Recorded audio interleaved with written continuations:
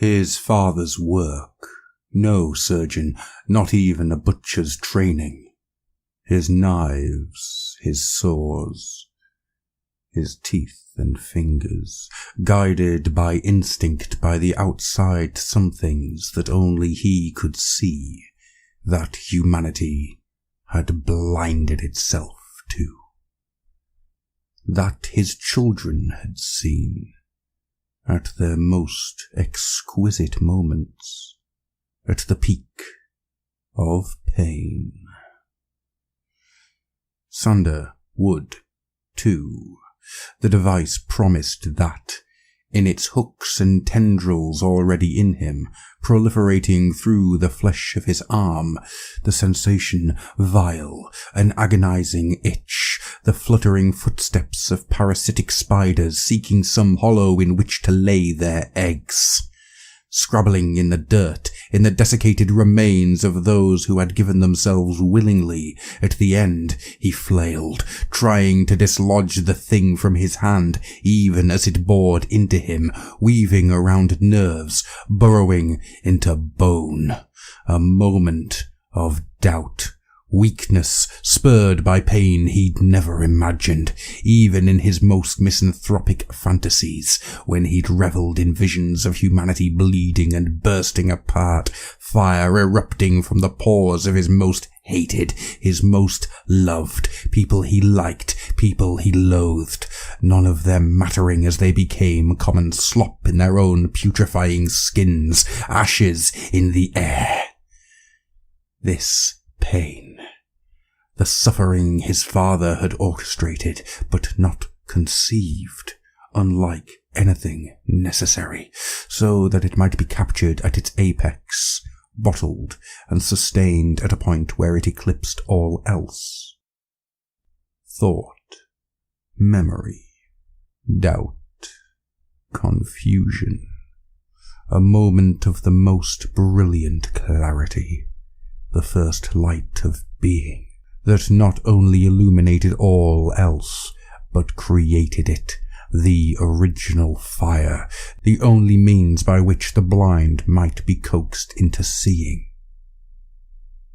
The first time in his life, in this blood and rot stinking darkness, the device filling him with that fire, allowing him to see and feel, and know as its constituents had in its manufacture, every loving cut, every whimpered over, begged for slice, stitch, and severance.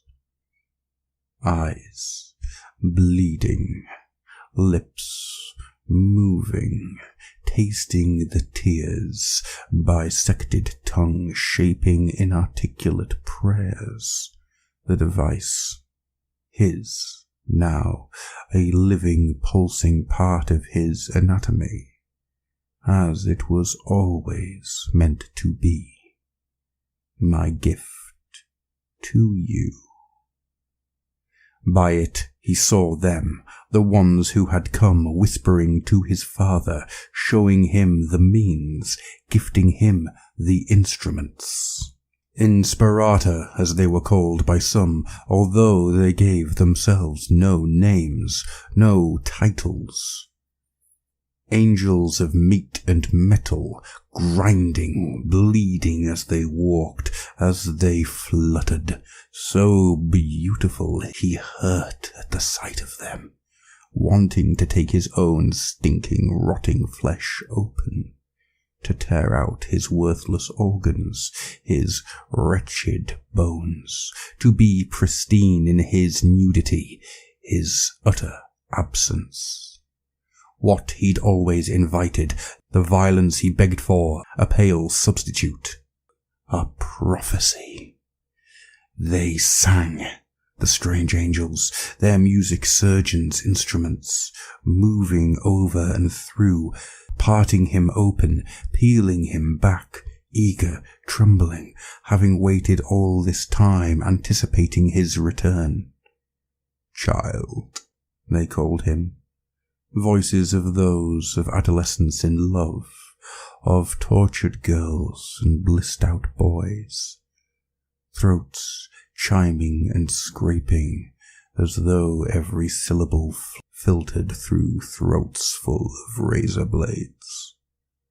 More, so much more, the device having purified his sight, allowing him to see the walls in motion, the slow decay of their cells, the illusion of their solidity, every inch moving, the skittering of spiders and mites and beetles, the coiling of worms beneath the ground.